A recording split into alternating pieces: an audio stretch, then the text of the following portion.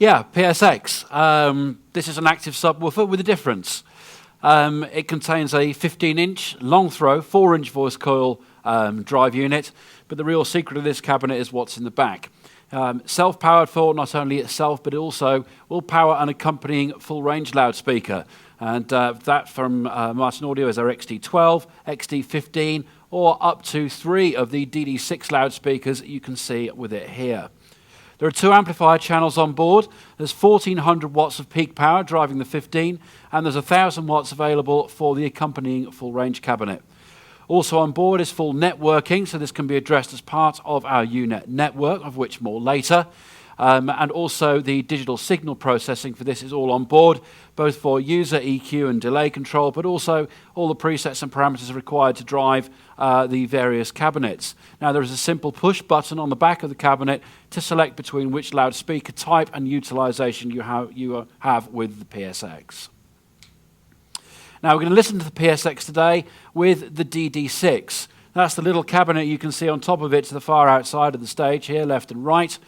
This is a cabinet which belies its size. It has a rich and full and detailed sound.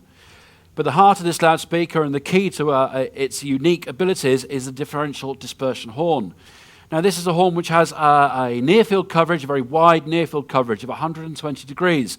This narrows as we go up the vertical coverage pattern to provide better HF projection and level to reach the back of a room.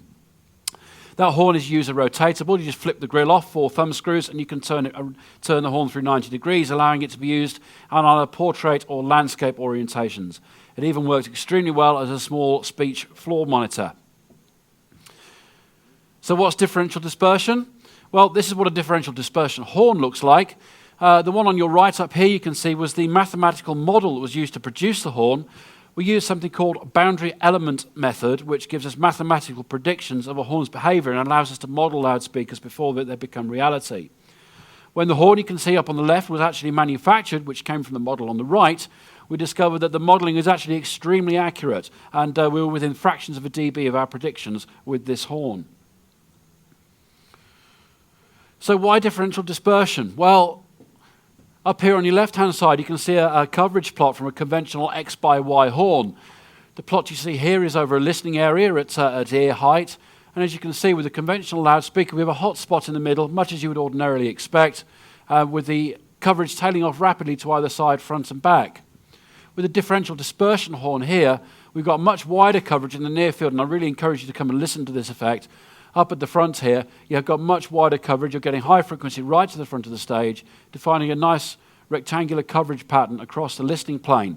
This is uniting your audience together in a field of fantastic high quality, high definition sound.